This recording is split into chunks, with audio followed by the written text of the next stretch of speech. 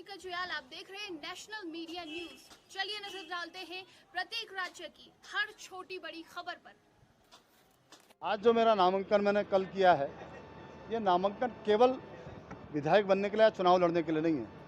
ये नामांकन इस कालोनी विधानसभा में 20,000 उन युवाओं के लिए है जिनका पहली बार जो वोट करने जा रहे हैं और जिनको लगता है, जिनके सपने हैं, जिनके पर हैं और जो चाहते हैं, जिनकी इच्छाएं हैं कि वो राजनीति में जाएं।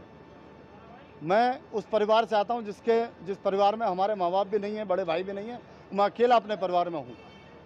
आखिर ऐसे लोग राजनीति में आते हैं जो समाज का काम करते हैं, समाज में जाते हैं, घूमते हैं, फिरते हैं, उनके दुख दर्द में हाथ बटाते हैं।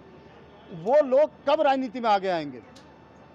मैं उन सब युवाओं का प्रतीक बनकर इस चुनाव को लड़ना चाहता हूं, जो लोग जिनके पास कोई गॉडफादर नहीं है, जिनके पास पैसा नहीं है, धन नहीं है और जिनके पास लड़ने की ताकत भी नहीं है।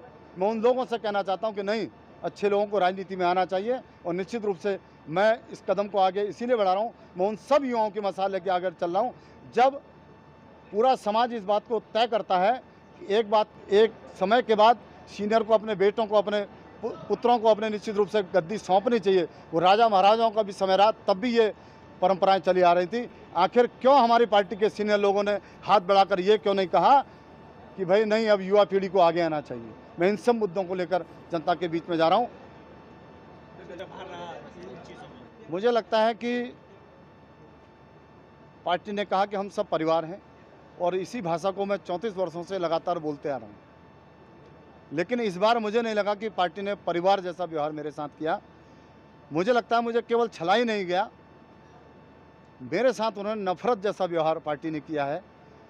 जब टिकट हो गई थी, किसी की भी हो गई थी, हमने कहा चलो कोई बात नहीं, टिकट हो गई। हमने अपने हाईकमान, अपने प्रदेश के नेतृत्व से पूछा कि भाई हमारे लिए अब क्या आगे को है, क्या हमारा भविष्य है, कि हम कहाँ जाएंगे, क्या जाएंगे, हम चुनाव लड़ें, क्या करें?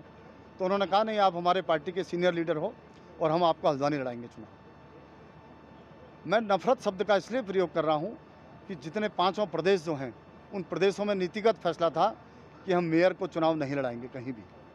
लेकिन इतनी नफरत मुझसे कि केवल मेरे कारण इस नियम को बदल दिया गया, दोबारा मेयर को टिकट दे दिया गया।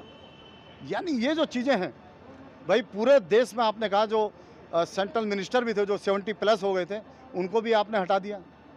आखिर ऐसे हमसे क्या नफरत है कि आपने कालाडूंगी में उस नियम को भी तोड़ दिया? ये सारी बातों को लेकर मैंने अपने हाईकमान से भी बात की और निश्चित रूप से मुझे लगता है कि मैं परिवार का हिस्सा। देश और दुनिया से संबंधित जानकारी जानने के लिए हमारे चैनल को सब्सक्राइब कीजिए।